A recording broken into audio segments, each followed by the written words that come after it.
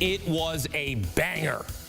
Alex Pereira, third title defense since April, and still the light heavyweight champion. All this guy does is fight, and all this guy does is win.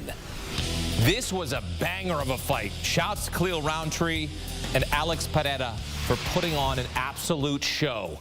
We welcome in CBS Sports combat analyst Brian Campbell. That was a slugfest. That was awesome.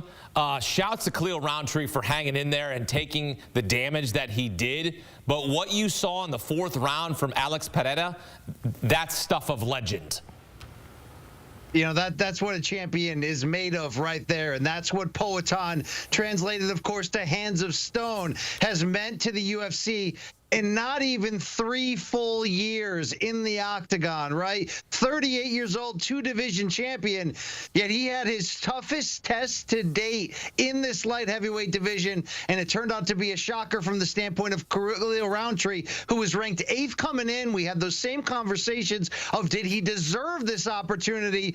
Heck, not only did he prove he deserved it, he probably went up 2-0 on the scorecards early on. But what makes Pereira great? Yes, his power, yes, his stamina, but really how poised and how game he is. He adjusted on the fly, and once the gas tank of Rountree started to fail on him just a bit, boy, did Pereira turn it on. And who else could stand in there and take that kind of punishment? Rountree did for as much as he could. You have to applaud the effort, but a brutal finish for the most active fighter in the UFC, and I think you can argue, Hakeem, the most valuable personality at the moment for this great promotion. No doubt at all. But Khalil Rountree, take you back to round 2. He catches Pereira, a head kick. Like at that point, you're thinking, okay, now I see why he got a chance to contend for this belt.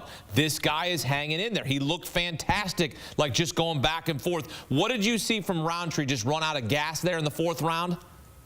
Well, let's not forget it is high elevation there, more than 5,000 feet in Salt Lake City. We always know that can be a storyline coming in. And to Rountree's credit, in the first 2 rounds, even though I felt he was outworked by the more busier Pereira, I scored both rounds for him because as a counter striker, he did what his reputation is known for, stood in the pocket with the most dangerous striker in the game in Pereira, and proved he could counter and land huge shots. What did that do? That lowered the output of Pereira subsequently after that. It really wasn't until that 4th round when Pereira really started to wear down suddenly a more tired and fatigued Rountree, and then you saw that brutal beating he put on. But up until that point, this fight was on its way to possibly becoming a shocker. And for everything Khalil Rountree has been through in his career, right, a middling, almost journeyman for years, until one day he woke up and decided, no, I can be a true title contender. He certainly showed us with his shield what he's made of in this,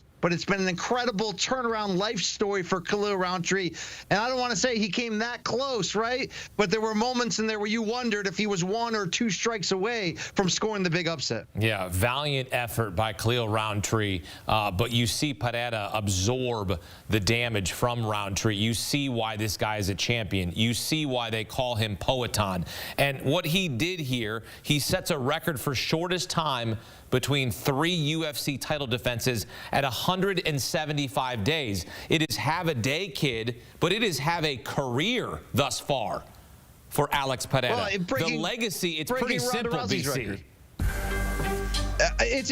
To try to compare this, Hakeem, would be impossible because nobody's done this. Coming over from another sport, kickboxing, where he was a 2-division champion with Glory. He's in their Hall of Fame. Remember, he's 38 years old, not even 3 years in the UFC. You have to understand what the learning curve typically is at that point. Here's a fella who's a kickboxing star when he came to the UFC. No history of takedown defensive grappling skills. His ability in a short time frame, and this is where you have to credit Glover Teixeira, the former light heavyweight champion, who's been a mentor for Pereira in Danbury, Connecticut, in that camp. But what Pereira has done in short time, remarkable. It's not even been a perfect run. We all remember when he got knocked out cold by Israel Adesanya in their rematch for the middleweight title. But 5 months later, all Pereira did was move up to light heavyweight, take on the biggest names, stop them all. And now you see in the span of less than 180 days, 3 appearances, 3 title defenses. He headlined UFC 300. He headlined International Fight Week on last minute notice. He headlined November at MSG last year on last minute notice. The guy delivers. He's got ice water in his veins. It doesn't even matter the language barrier, because what he presents is the true warrior spirit. And oh boy, does he deliver. But what you have to love about this fight is we got to see him have to bend a little bit, but never break. Hands of stone, Poatan, once again, a consistent knockout threat for the UFC. Incredible to watch him go to work. So what's next here? Are we getting a Magomed Ankalaev fight? Is that what we're getting here next? Because I'd like to see that. You know I'd like to see it. You know you'd like to see that. What are we getting next? Look, Ankalaev represents potentially sort of like the boss at the end of the video game because of that wrestling prowess for the Russian-born fighter. He's going to have to face Alexander Rakic, who, oh, by the way, is coming off of 2 stoppage losses. Should Ankalaev get his hand raised, you have to believe he's next. Now, look, there's been some debate over what Poatan would do next. In recent weeks, he was talking about moving back down to middleweight to take on Dricus du Plessis. 2 months before that, he was talking about moving to heavyweight to face John Jones. It didn't seem like UFC CEO Dana White loved either idea, and what we saw in the post-fight interview on Saturday was Poatan basically saying, I like this weight, I make this easy, 205 is my home for now. It looks like Ankalaev is next, but what the crazy thing is, there might not be any other names in this division at 205, because if you look up and down that top 10, nearly everybody has faced Poatan, and nobody was left standing. No, they were not. His 3rd title defense since April. Silly, just silly. Co-main event, a title fight between 2 competitors from the 2013 Ultimate Fighter. UFC Women's Bantamweight champ Raquel Pennington clashing with the former Bantamweight champ Juliana Pena. They were chirping each other during the press conference, and this goes down to a split decision win for Pena to reclaim the belt. BC, did you agree with the decision? I scored it for Pena, which turns out to be the controversial score that 2 of the 3 judges gave. But let me explain my reasoning. This came down to the opening round, largely a swing round. 2 judges ultimately scored it for Pena, 1 for Pennington. Even though Pennington landed the biggest strike of the round, a big right uppercut late, I didn't feel it was enough to overcome the consistent offense from Pena. But if you looked at this fight from a whole, you may play into the idea that maybe Pennington got a raw deal. Why? Because she was the fighter peaking late in the championship rounds, putting on pressure. Even though Pena gets the win, her stamina was hit late. She was dropped in round 4. She ate a big head kick, and she was cut open again in round 5. A nice rally from Pennington, but this was kind of a rough fight, more of a war of attrition in a division that right now really needs something, a storyline, a spark. Could that be Kayla Harrison? That was the big theme coming in tonight. But in this title fight in the co-main event, Juliana Pena becoming just the second 2-time champion in this division's history.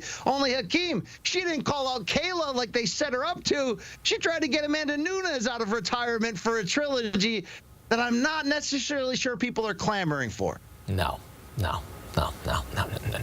BC. We don't want that, okay?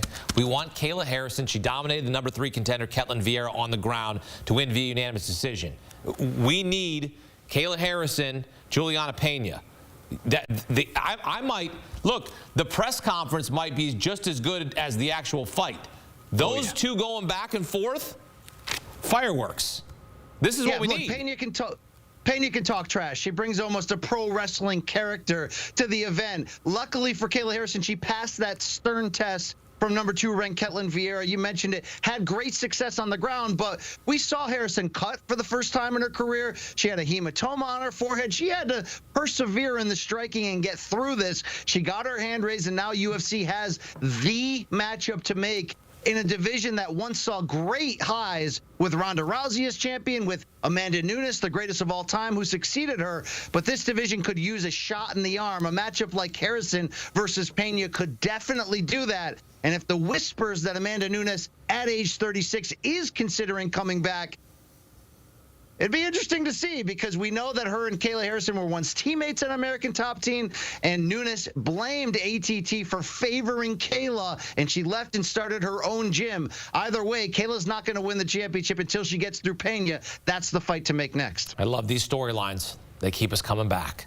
Weekend after weekend after weekend. Brian Campbell, break it down for us here on CBS Sports HQ. BC, thanks.